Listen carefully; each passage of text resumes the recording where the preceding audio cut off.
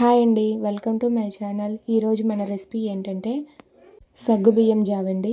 ఈ సగ్గుబియ్యం జావ అనేది మన ఒంటికి చాలా చలవ చేస్తుంది.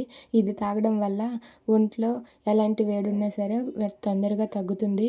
నేనంటే ఇప్పుడు మా అమ్మాయికి చలవ చేస్తుందని మా అమ్మాయికి మట్టుగా కొద్దిగా చేసుకుంటున్నాను. ముందుగా సగ్గుబియ్యాన్ని కొంచెం ఒక్కసారి కడిగిన తర్వాత కొద్దిసేపు నానబెట్టాలి. నానబెట్టి పక్కన పెట్టిన తర్వాత స్టవ్ ఆన్ చేసి ఒక బౌల్ పెట్టి ఒక గ్లాస్ వరకు కూడా వాటర్ పోసుకుంటున్నానండి. వీడియోలో చూపిస్తున్న విధంగా ఒక గ్లాస్ వరకు వాటర్ పోసుకున్నాను. వాటిలోనే ముందుగా ఒక అరగంట ముందు నానబెట్టిన సగ్గుబియ్యాన్ని అయితే వేసుకుంటున్నాను. అవైతే అలా మరుగుతూ ఉంటాయి. అలా మరుగుతూ ఉండగా నేనైతే మీడియం ఫ్లేమ్లో పెట్టి అలా ఒకసారి మూత పెట్టి మళ్ళీ ఒకసారి మూత తెరిచి చూసేసరికి అలా పొంగు వచ్చి అలా మరుగుతూ ఉంటుంది.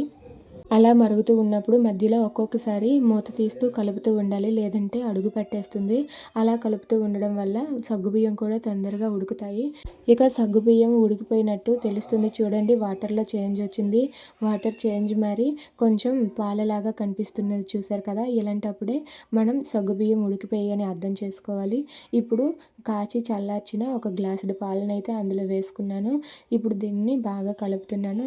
ఇప్పుడైతే మూత పెట్టను, ఎందుకంటే ఆల్రెడీ కాచి చల్లార్చిన పాలే ఇవి, కాబట్టి వెంటనే పొంగొచ్చేస్తుంది. ఒక్కసారి మరిగితే చాలు. అలా ఇదైతే కాసేపు చూసేసరికి మరుగుతుంది.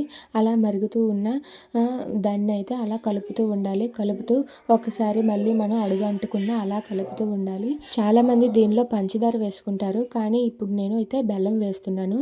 ఇది బూరుగుబూడి బెల్లం అంటారండి. ఇది టీలలో కానీ పాలల్లో కానీ కాఫీలో కానీ సేమియాలో కానీ పరమన్నంలో కానీ ఎందులోనైనా వేయచ్చు. పాలు అనేవి అస్సలు విరగవు. మేమైతే టీకి దీన్నే వాడతాము. ఇప్పుడైతే నేను షుగర్ మానేసి ఈ బెల్లంనే వేస్తున్నాను, ఎందుకంటే మా అమ్మాయికి చేస్తున్నానని చెప్పాను కదా. చిన్నపిల్లలకి పంచదార అయితే దగ్గొచ్చేస్తుంది, అందుకే బెల్లం చేస్తున్నాను. బెల్లం అయితే ఆరోగ్యానికి మంచిది, టేస్ట్ కూడా బాగుంటుంది.